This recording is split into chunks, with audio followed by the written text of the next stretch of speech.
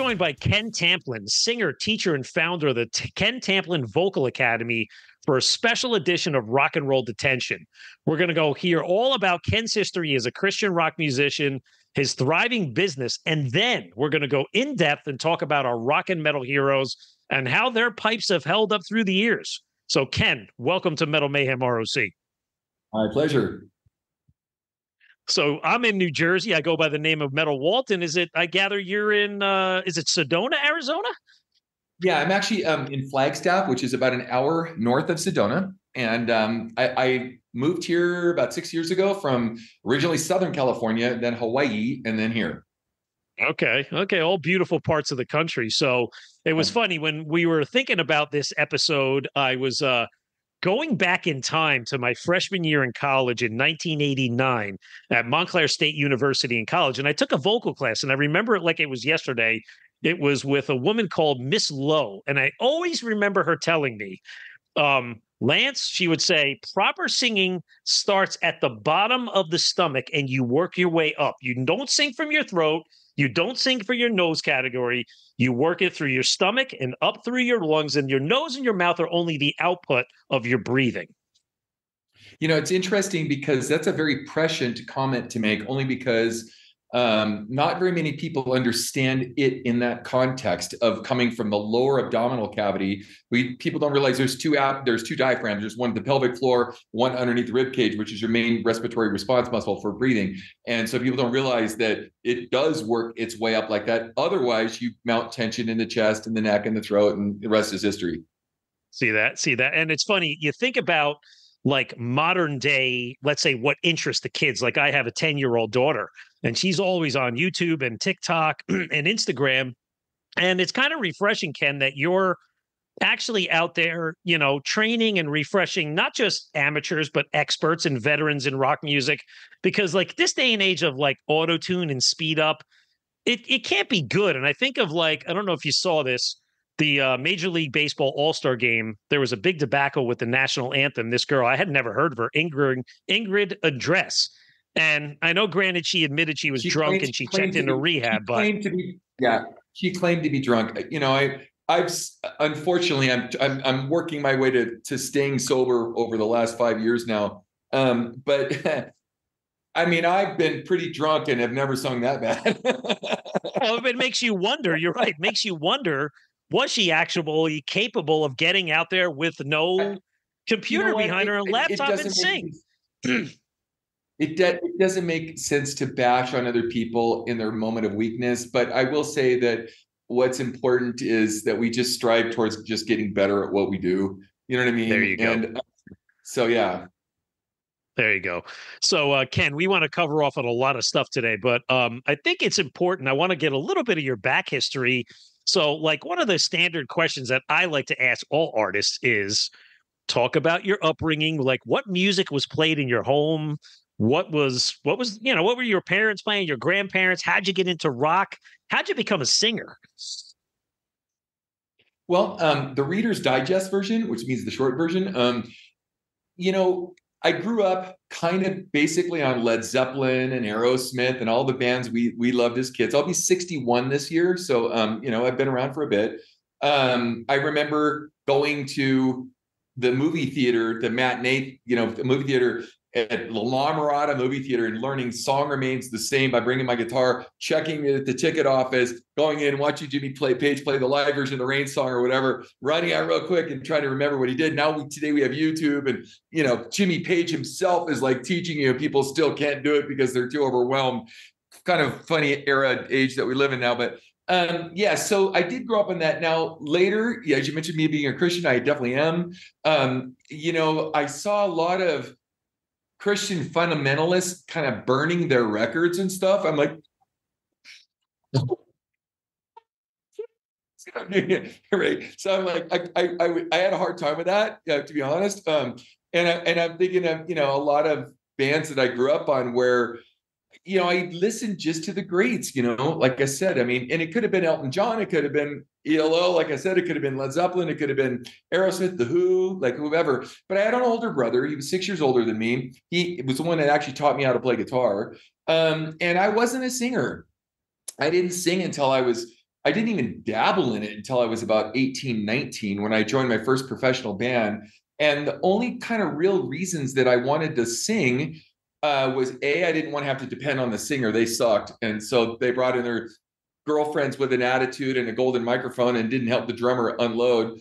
So there was that part of it. I went, okay, I just need something to get me between my guitar solos. So in Stevie Ray Vaughan fashion, I just whatever, couldn't stand the weather. So I couldn't stand other singers. Anyway, so I wound up learning by osmosis. And then in this band, Joshua, that I was in for 4 years, they had this revolving door of singers, and he was a very demanding guy, and understandably so.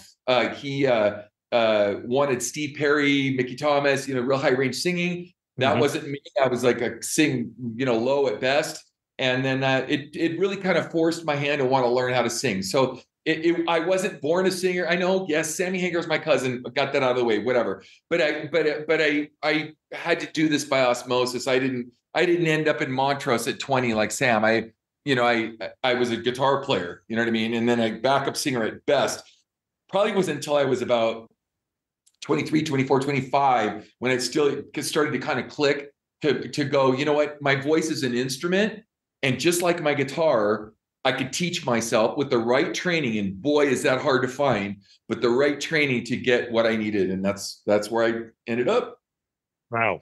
So, yeah. So again, your musical history, just looking at like your discography, I mean, wow, I didn't realize you've got like 30 plus albums. I mean, solo albums, Joshua. And it's interesting. I've recorded over 50 records. I have 40 of my own, 30 of which have my own name on them, not like Shout or Joshua or something else. But yeah, so I've recorded about 50 records now.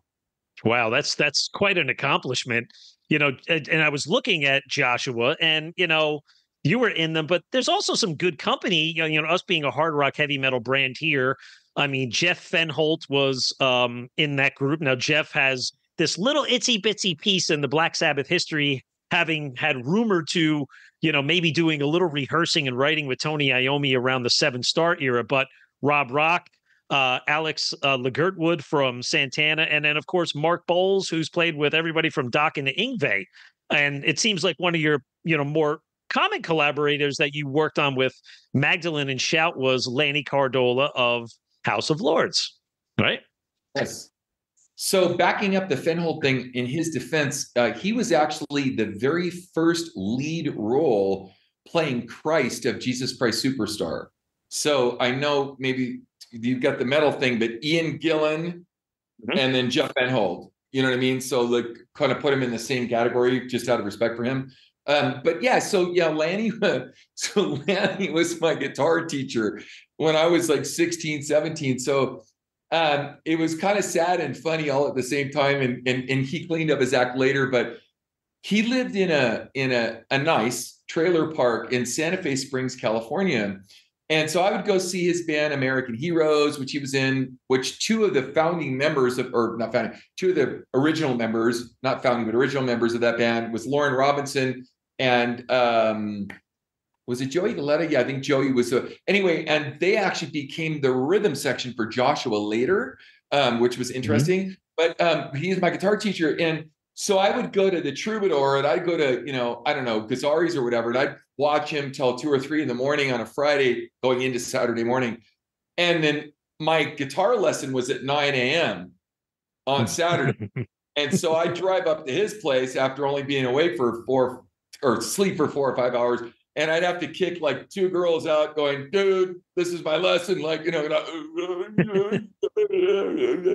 I'd get my Saturday lesson, and I did it for a couple, 3 years. He's an amazing guitar player, but that actually went on for a while. And I'd have to like remove the dross and get my lesson in 9 or 10 in the morning, after his shows. I'd go see the show and I'd go back, whatever. So yeah, hey, that's very rock and roll, man. That's a rock and roll story. There's a rich history in LA of like a lot of that. So anyway, yeah, well, that's how it's supposed to go right back then, right? So and I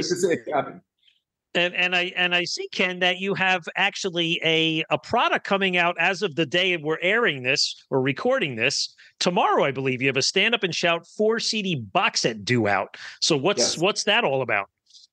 Well, so a lot of people couldn't get a lot of the Shout stuff, Tamplin stuff that I had from before. It's available at, at exorbitant prices on eBay. Like my Axe to Grind records, like going for $50 for a CD and stuff. And people aren't even getting, really even buying hard copy printed stuff anymore. So I thought it'd be kind of cool for the old school guys that just wanted to get some of the creme de la creme of what we have. We did a lot of remixes and a lot of re-singing and a lot of, stuff just to make it interesting. And I put out 69 songs, I think, is on there for like, wow, a very nominal amount of money. So by the way, it's going to work in concert with something else that's happening on my YouTube channel. We are on the brink, believe it or not, of hitting 200 million views on my YouTube channel. So we're going to work that out with a show that we have coming up in Versailles, Ohio, at the BMI Center, and they're putting on these different. It's called the Immortal Festival. It's for all the people that haven't died yet. Anyway, and so we're going to do a Tamplin Shout reunion gig. Oh, wow. I've got all my guitars laid out, and I've been practicing, and I'm really, wow, I can't believe I really worked that hard in my 20s and 30s. To pull this off, because I did a lot of touring and I realized how hard it really is. So anyway, the box set is due out, and thank you for even remembering that. But and we're going to do something special. I can't promise this in this kind of way, but if you want it signed, if you send me a self-addressed stamped envelope, it's going to probably take me a month or two to get it back to you. I will sign it. I will send it back. A 4268 East Coburn Drive, Flagstaff, Arizona 86009. It's going to be on the the thing when you buy it. And I'll do it. I'll sign it, autograph it for you, send it back, and you're good to go. Okay, well, we'll make sure we include your socials at the end of the show so that it'll be included in the episode so our fans can find out where to buy this stuff. But listen, Ken, we want to get into the Vocal Academy business, but I have one more question about your back history. There are rumors out there that you sang off stage for Kiss. So set the record straight. Were you actually singing for Kiss live in the 80s, early 90s, off stage, off camera? I never sang for them live. I recorded a lot of music for Kiss. I'd love to say I got credit for a lot of this stuff that I did. As is true for a lot of people, I only got credit for maybe 7 or 8 songs, I think, or something like that. I did work with Bob Ezrin in the studio. I forget the producer of Faith No More. He was producing and engineering, I think, on that album. That's when they did God Gave Rock and Roll to You and all that stuff with the soundtrack. And I wrote quite a few songs with Gene. I did do quite a few songs on The Vault that he had. In fact, I think I'm the number 1 or 2 first songs, and I forget how many after that, of the demos that we did that he, after they're done. Yeah. I don't want to say plagiarizing. After they're done using what they can for the rest of their other records, then they, use it for whatever. Hey, Gene's a businessman. The guy you gotta, for a bass player that, Gene, I don't care if you hear this, that's not that great, and you're an amazing marketing guy, you've done a hell of a job. That's all I can say. So what were some of the songs? Like, give me some of the songs. Like, are you at liberty to say? Abdominal, and there's if you go through what is it? The something Vinyl Confessions. I forget even the name of the albums now. I've done a lot of music. In fact, I've done a lot of music for film and television. When you look at my wall up there, those are just everything from Baywatch to X-Files that I was like a composer on. So like I've done a lot of music over the years, so it's hard to remember everything. Nice. Anyway, I want to say if you go to, I think Vinyl Confessions was an album that I have 1 or 2 songs on. And then there was another album that I had something on, the one right after that. And then the Vault, Gene's The Vault thing that he hand carried to people's houses for, $1 million or whatever it was. Anyway, I had like 6 or 7 or 8 songs, and some of those, some iterations of my music was permeated throughout Kiss material over those years or whatever. And yeah, that's it. If Gene's a Gene is Gene. It's okay. We're going to leave it at that.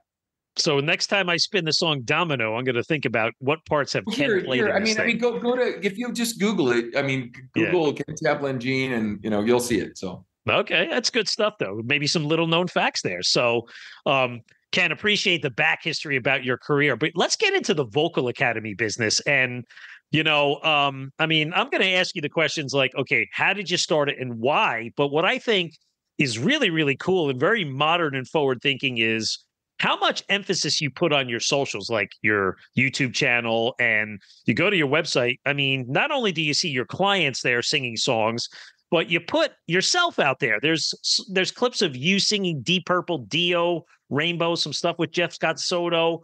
But just talk about this business. How did you get into it, and why? And like, what's your general philosophy and approach behind how you attack your business? Well, you did send me in advance some things you wanted to talk about other artists that maybe could have fared better, and some artists that have done great. And so I'll just break into it. I'm not looking to create any enemies whatsoever. So I'm going to be, I don't want to use the word conservative, but I'll be as judicious as I can as far as how I feel about it. As I said, I'll be 61.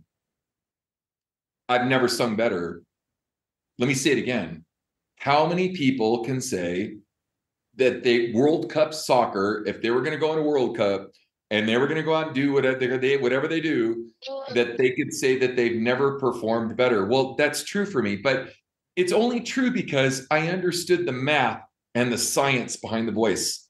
So at the beginning of this interview, you asked me, how long, when did you learn, you learned how to sing, and wow, was it until you were 25? So I applied early bel canto. By the way, people think they understand what these words mean. They don't. They think they do. They don't. Early bel canto, operatic style of singing. Well, I only say that because you said you understand belly breathing from the bottom up, and that is a bel canto twist. So it took me, I studied with Ron Anderson, the late Ron Anderson, who was the premier vocal coach for American Idol, a lot of shows. And worked with everybody from Vince Neil to Chris Cornell to you name it. I could go down a giant list of people that Ron had worked with. I studied with him for like 12 years, long time. And the interesting part about that was I would be in a lesson, and the kinds of people, Don Dawkins would be walking in 1 minute, the next minute Jack Russell would be leaving, the next minute Klaus Meine would be leaving, the next minute Barbara Streisand would be leaving, the next minute Neil Diamond would be leaving, the next minute, like, just this purveyor belt of like, I am not worthy, right? And then there's Ken Tamplin, So, but it was interesting because I did study with Seth Riggs. I did study with the late, Maestro David Kyle, or Dr. David Kyle, Maestro Kyle. I did study with like a lot of these great teachers, but Leone Maggieri, Pavarotti's vocal coach of 53 years, and Ron were probably the two people that helped me the most really understand what it was like to maintain good vocal health. And the things that Leone said that were really interesting were that the deeper the roots, the taller the trees, as you get older, you have to warm up longer. The voice needs elasticity. You got to learn how to stretch the voice and train just like you would in any aerobic sort of thing for the voice. And all these things started to make sense to me more and more later. So as I've seen a lot of these contemporaries of mine lose their voices, and I could mention a lot of names, and I don't really have the legal privilege of, you had said, I want to know, who you're working with. Out of a professional courtesy, that's just not cool if they don't want you to know that, whatever. I can say some names like John Corabi, for example. Nikki Sixx denied this, and he's full of shit. But anyway, Bud Prager back in the day, when Vince left the band, blah, blah, blah, they had an altercation. They were looking for singers, and their management company, which included, Doc McGee, et cetera, had said, hey, would you like to do the band? And what they sang wasn't what I wanted to sing about. And he even made a comment like way back in Rolling Stone, I think. It was saying something like, I guess, Ken Tamplin was my first choice, but I guess he wanted to sing about something else. And then later he said he didn't even know me. Oh, dude, whatever. Kat Von D is a close friend of mine who was your fiance, who like, we were like, you're kidding me, right? But in rock and roll, you have to make your rock and roll statements. I get it, whatever. Anyway, but the bottom line is, ironically, when John Corabi took the band, he goes, dude, I did you a favor, you know, and he meant it. And so, and I was helping him get on the Daisies tour because you're going to bring him Glenn Hughes, who was the singer before that, blah, blah, blah. You know, Glenn is fared incredibly well. You know, Glenn's done amazing. And he understands a lot of things. He uses a lot of head voice, and he's taking care of himself alcoholically in a lot of other ways, and which is really cool. Whereas a lot of other people that we know that you're going to want to address the Vince Neils and the, you know, and by the way, so there was a moment, how do I be careful in saying this? There was a moment when there was a possibility of me working in the KISS camp. It's a real sensitive subject. Anyway, I believe that all that could have been avoided. I really do. I believe that Paul Stanley, had he done the work, had the right information, was willing to put in the work, believed in the work. That's really important, because if you don't believe in it, you won't pursue it in the way that you know it's going to work. A lot of that could have been avoided. But that's not what happened, you know. That's true with Vince. So Vince, you know, he went down that road. Now, Ron taught Axl. Go on Ron's website. You'll see pictures of Ron and Axl. Like they're, you know, did he stay doing the work? Did he stay doing the stretching? Did he stay doing the exercise? No, he didn't. He did not. Chris did to some degree, Cornell.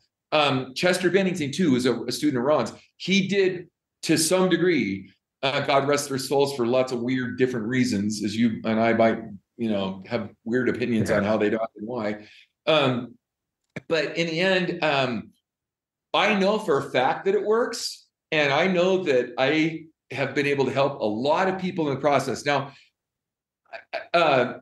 when you talk about Steven Tyler, you know, a couple vocal surgeries later, a lot of the stuff that happened, you know, one of his daughters contacted me one time and said, you know, I want to get my dad a present and I don't know what to get him. And, you know, he goes around singing there was some, a long time ago, I did this,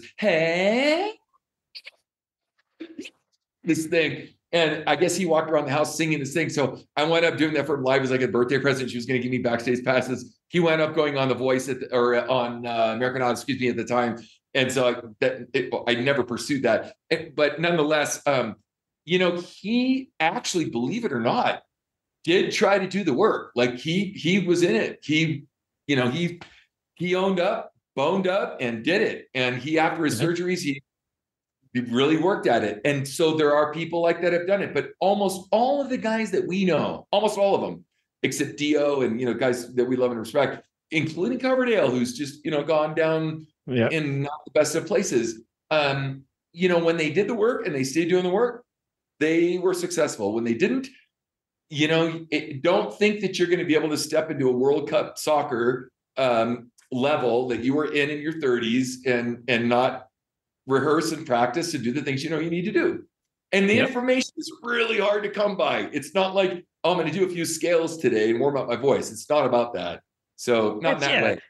It can. You're right. It's a combination of, hey, how your genetics work in your favor, how well you take care of your body, how much effort you're willing to put in it, and maybe, I guess, a little bit of luck. But I wanted to ask you questions again about your business, because I do want to get into some of our rock stars, some specifics. But, you know, like, you feature on your website some of the prominent singers of the Trans-Siberian Orchestra, Kayla Reeves, who I've seen TSO 5-6 times in New Jersey. I remember her well. I think she sang some Sabotage material on the tours. Dean Castronova, you feature Mark Hudson of Dragon Force, Caleb Johnson, who plays in what might be the best recreation of the classic Meatloaf, who's also in TSO. Jeff Scott Soto. And I got to give you credit, Ken, because, again, going back to your marketing, I've caught your stuff on bravewords.com. So you do feature some of your material. And what I like is some of your, let's say, professionals or semi-professionals, or maybe even amateurs. You're doing a great thing by picking songs from Judas Priest and Whitesnake and Motley Crue and Queen, and you're getting them out to the masses for an average listener like me to say, oh, who the hell's this Vocal Academy guy? Oh, check it out. Look at one of his clients. Listen to the progression of this person. Now, click. I want to go to their YouTube. I want to go to their Facebook, their Instagram, and their TikTok and check out more of it. So nice job there. Thank you. So as a small footnote to that, I have tried hard, and I'll continue to try to do new music. And it's really hard because it's never attained or achieved the level of the classics that you've mentioned. And so it forces me to go back to say, this has a shelf life of 50 years or 40 years. This has a shelf life of 1 year. And you know what's door number 1, number 2, number 3. What do I choose? So we go back to say our goal is to take my method, and this is not again a re-promotion of what I teach, but it's the truth. Is to say, how did they get there? Now you're not going to like this. Are you ready? I'm ready. All of us guys. And go ahead and hit the prohibit sign and put the line through me and do whatever you got to do. I don't care. We never thought, growing up in the late 60s, early 70s, mid 70s, we never thought of Elton John being a great singer. Mm-hmm. We never thought of Paul McCartney being a great singer. When I was signed to Music for Nations and Metallica was on Music for Nations, yeah. So in LA, there was so much kind of good going on that a lot of the consensus of a lot of people didn't say, oh, these guys were amazing, Poison, these bands.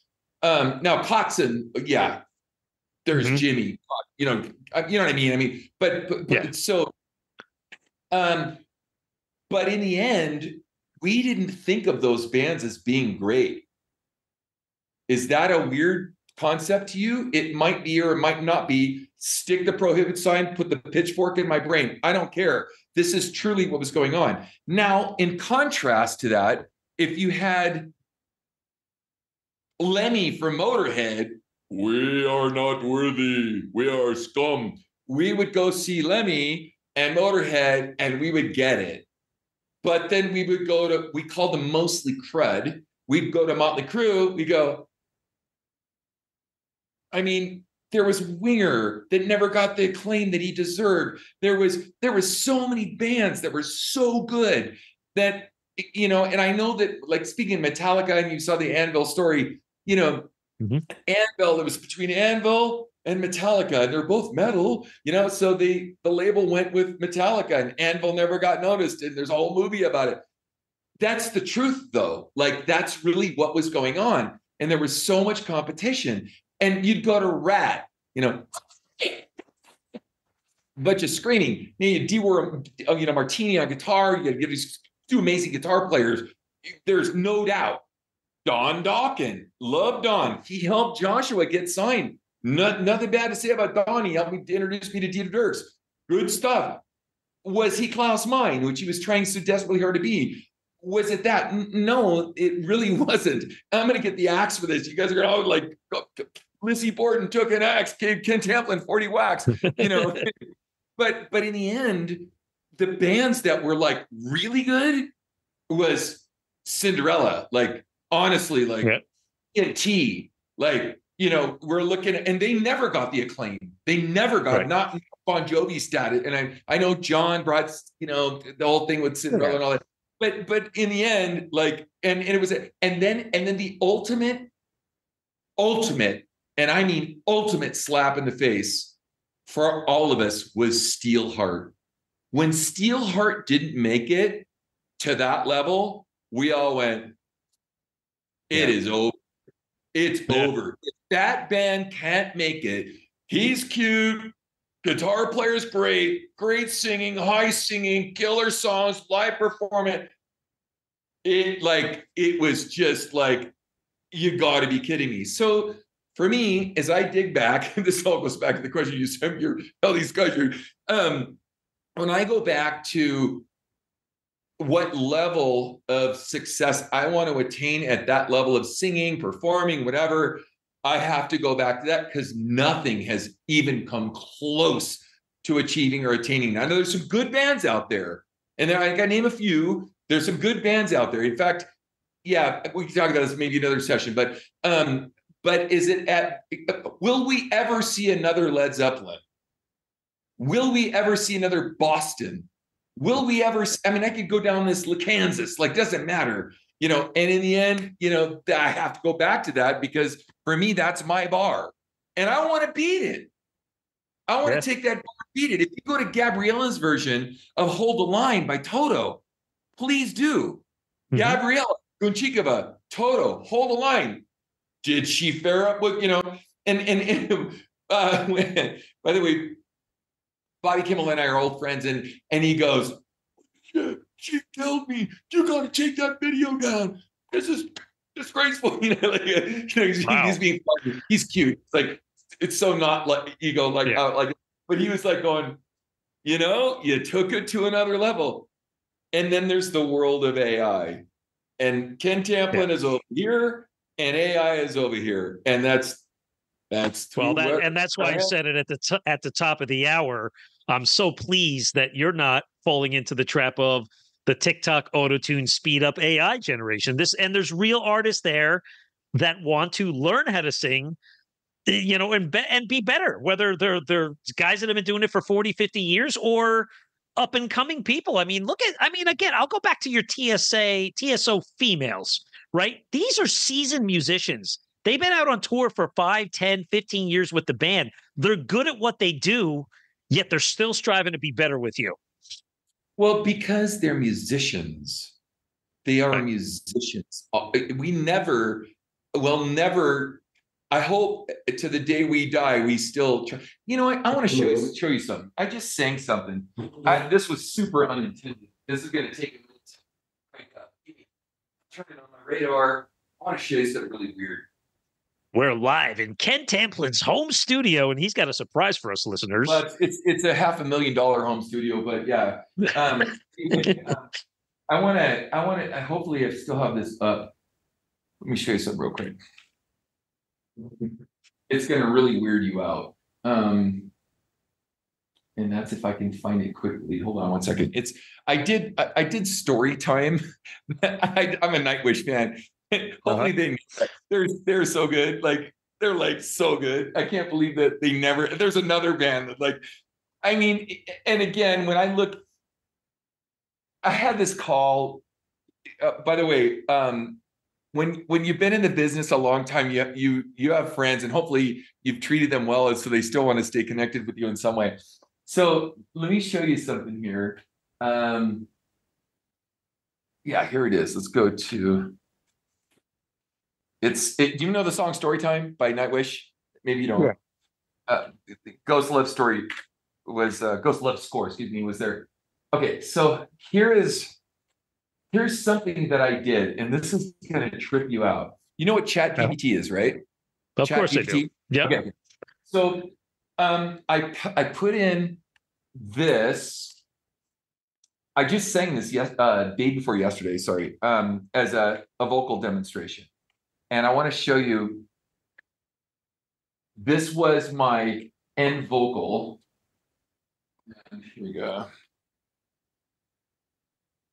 And by the way, I wanted to put on, if this cuts out, stop me, because you won't hear it. For whatever reason, it's not letting me do the for musicians thing. But so I'm gonna go to this vocal. This is gonna weird you out.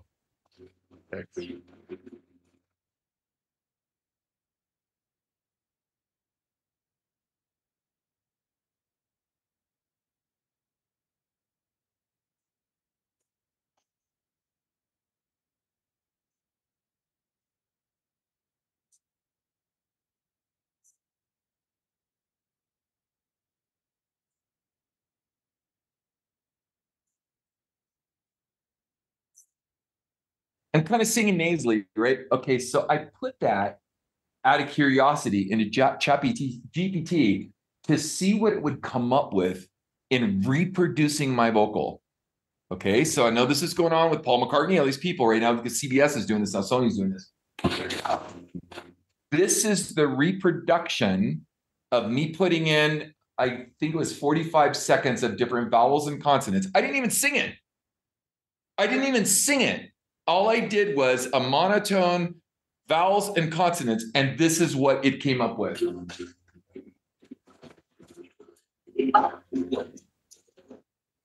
So it's not coming through, Ken, the audio. That's GPT right there. That's not me.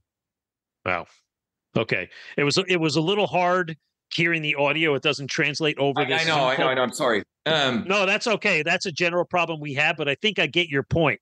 I get your point on the ChatGPT AI thing. It's almost identical to what I sang. It's so scary. So back to the AI thing, it's like, I don't know, maybe people won't care anymore. Maybe it's only the sports world where you have to produce points on a field somewhere that proves, what you do.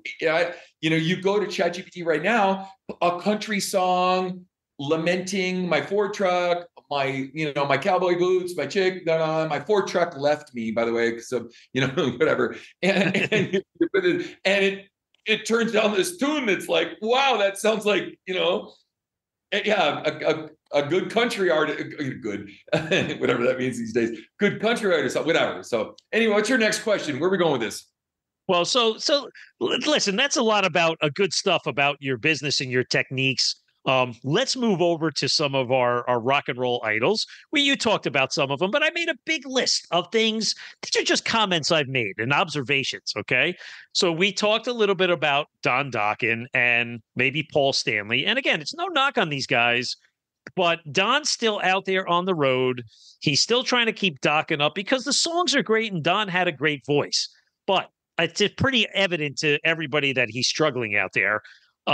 You know what? It gets to a point where you start to wonder with these guys is when does it become too much where maybe you got to say, guys, it's time to stop this.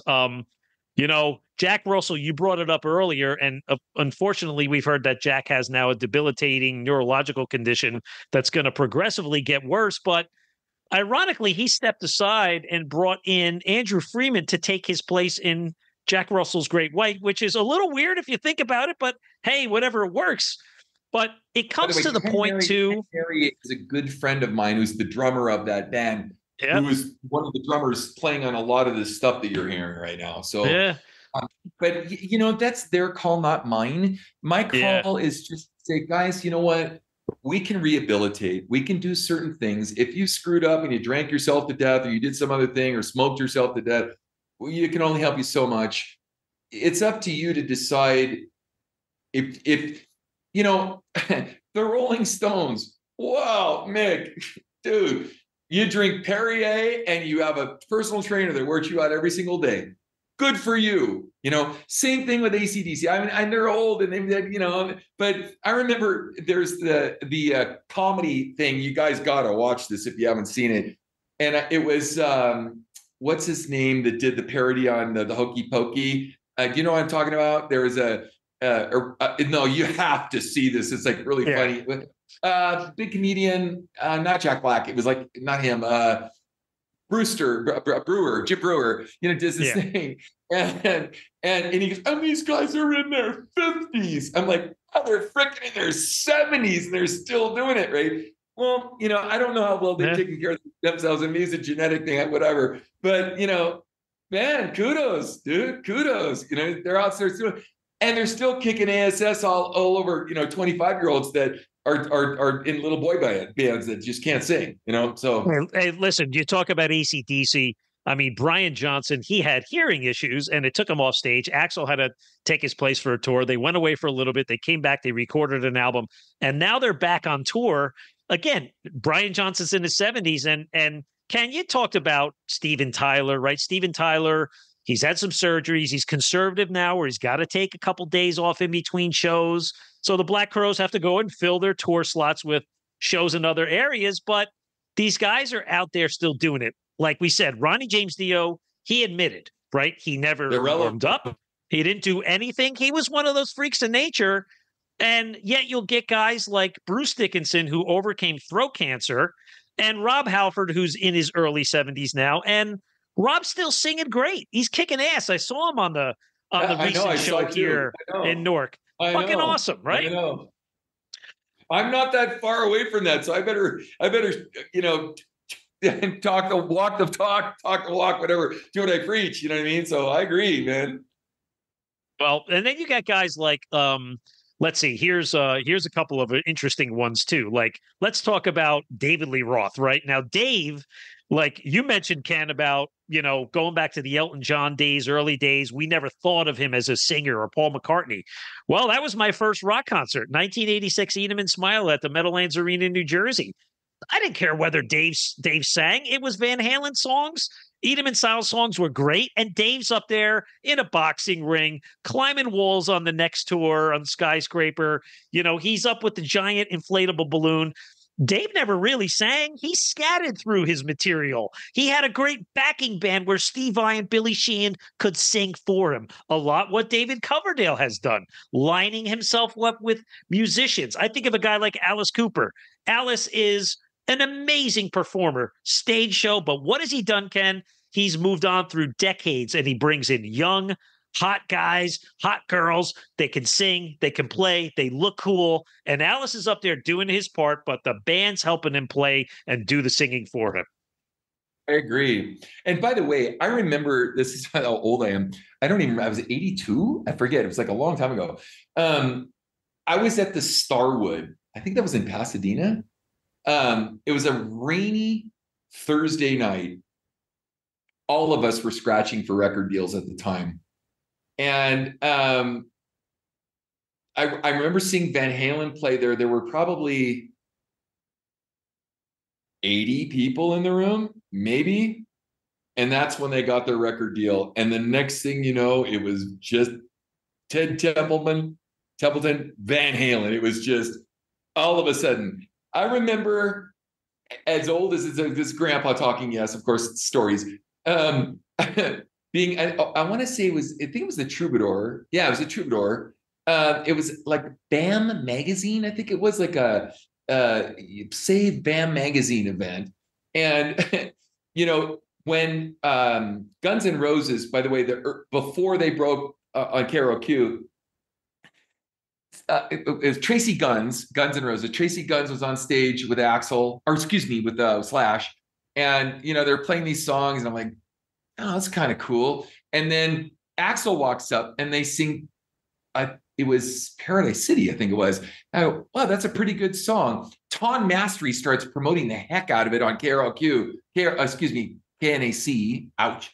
And next, like a month later, they're freaking signed, and 4 months later, they're playing the Forum. Like,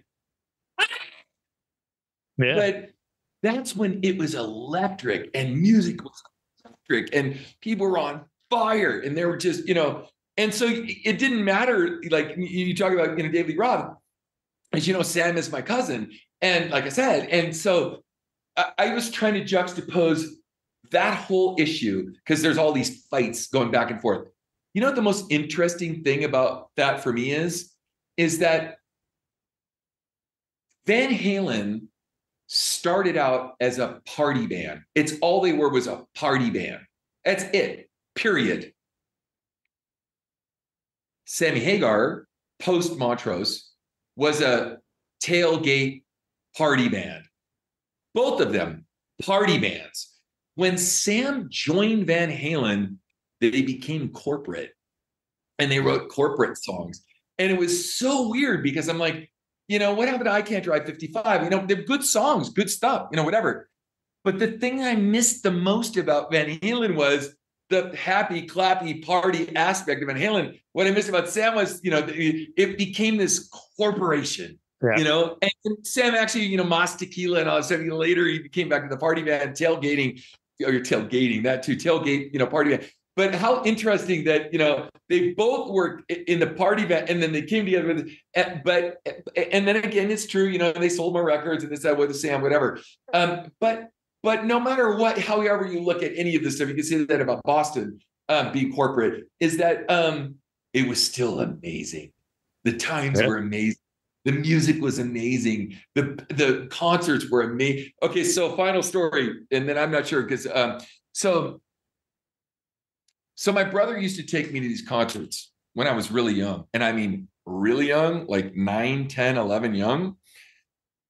And I'll never forget this story because it was a huge part of my life. Actually, we still have like another 12 minutes because I have a session I've got to do after this. And sure. I think it was America, Blue Oyster Cult. I forget who the opening act was. And then Humble Pie, which many don't even know that Peter Frampton came from Humble Pie. Like he was a guitar player. Of course. Right. Well, yeah, you say that. But anyway, so I think it was Blue Oyster Cult blew out the PA. This is at the Forum in Los Angeles. And so they're trying to get it to work, and there's curfew issues, you know, and so I think it was like right around 9 o'clock, and that was running late for them because of the surrounding area and stuff. Anyway, so everyone's smoking dope, including me as a small kid. You know, I picked up my first joint when I was 6. You know, it's a terrible thing. My brother introduced me to drugs really early on. Anyway, so we're smoking weed, and then one of those giant Led Zeppelin style bouncy balls are kind of going all over the arena and stuff. The lights are on, and all of a sudden, here's tip, tip, tip, tip, tip on a microphone. And this guy walks out in blue jeans and a white t-shirt. Tip, tip, tip, tip, tip. And he goes, 30 days! And it kind of gets everyone's attention. Tip, tip, tip. 30 days! Tip, tip, tip. The lights go dark. About 10 seconds.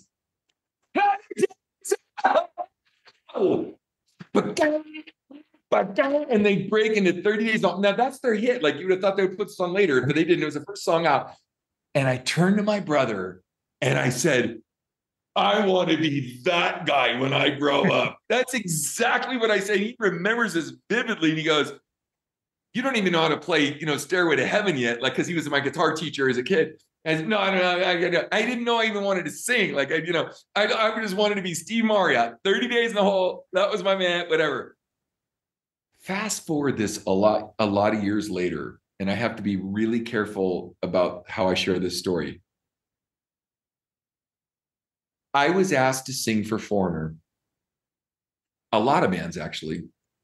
And there's a lot of reasons it didn't work out, and it doesn't make sense to talk about it. But Kevin Jones, Mick Jones's brother, who is kind of his quasi-manager-y, you know, guy, said, sorry, it didn't work out with Foreigner. Peter is looking for a singer for a new band that he's got.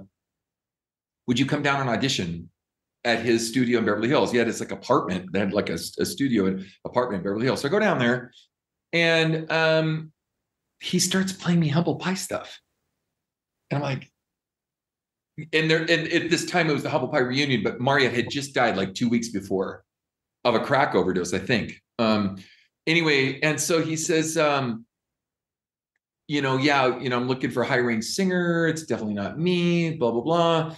And he goes, you know, I want to play you some other stuff. And it was absolutely Steve Marriott. And it was absolutely not that great, unfortunately.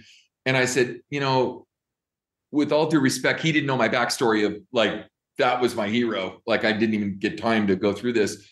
And I said, can we like do newer stuff? Like let Steve's stuff be Steve. And we do newer stuff. He goes, no, mate, as they say in show business, you know, the show must go on. And the body was still warm. I'm like, I'm not trying to like bash on Peter right now, but this actually happened, you know? And so I said, this is Hollywood. So I said, well, I'd love to, but I just feel really weird, like about like redoing Steve's vocals that were like a month ago or whatever it was that, you know, on the new songs you're doing to do this Humble Pie reunion, you know, thing. And then I never got a call back. I never, you know, it was just, that was it. You didn't fit the bill or, you know, it didn't work out, whatever. And that's sort of like, that's the show. That's the dark side of the business. Yeah. The side of not leaving this on a dark note. The upside of this though is that I got to meet Peter Frampton. How cool is that? You know, yeah. Got to hang for a minute with some guys from Foreigner and from this, that, and all these other bands and, you know, Motley Crue or whatever. And in the end, it was the most explosive time in music that it's indescribable. Everyone was forcing everyone else to be better.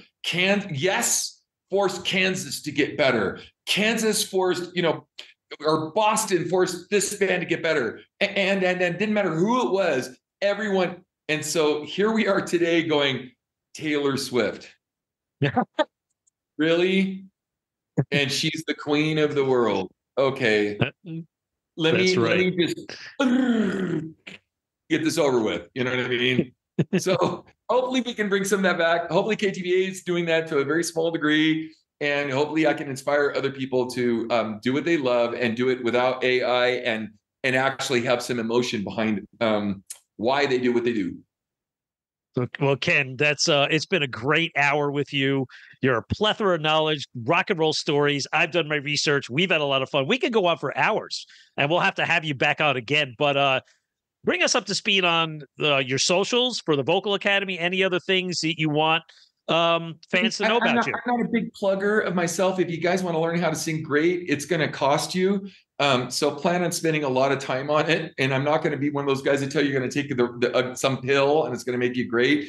Ken Tamplin Vocal Academy.com. Check out my course there. Like I said, in fact, this month I'm doing I don't think I'll ever do this again. Hopefully there's a reason for that. But anyway, I'm going to try my course for $1 thing. I'm going to do it for 1 month. And then after that, it's $19 a month. Stay in as long as you like, quit the next day. If you don't like it, it's $20. It's not going to kill you. Just decide. By the way, you'll never finish it. No offense. I don't care how old you are. You'll never finish it. You'll never get to the end of this course. It's that big as far as the amount of information I put into it. I've spent over $1 million on my voice with vocal coaches. So I've taken all that information. I put it all in one course called 3.0. It's a streaming course. Try it. And we're also Facebook. I'm on Facebook.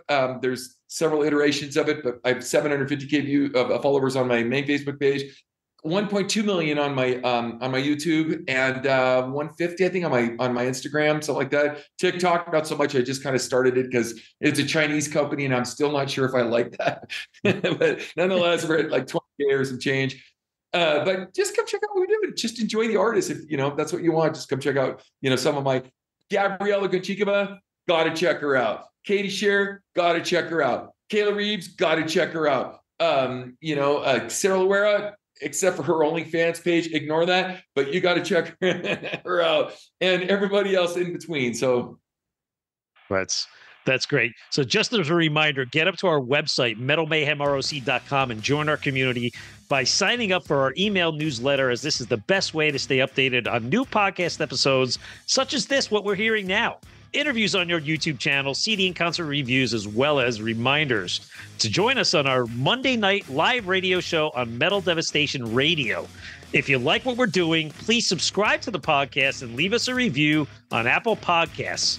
So for my guest, Ken Tamplin, I'm Metal Walt, and this is Metal Mayhem ROC. Metal for life. Thank you for listening to Metal Mayhem ROC. Check out our website at metalmayhemroc.com for information on podcasts, archives, links to all our live radio shows, and all sorts of info. Please like, follow, and share with everyone, even your non-metal friends. And always remember to keep it heavy.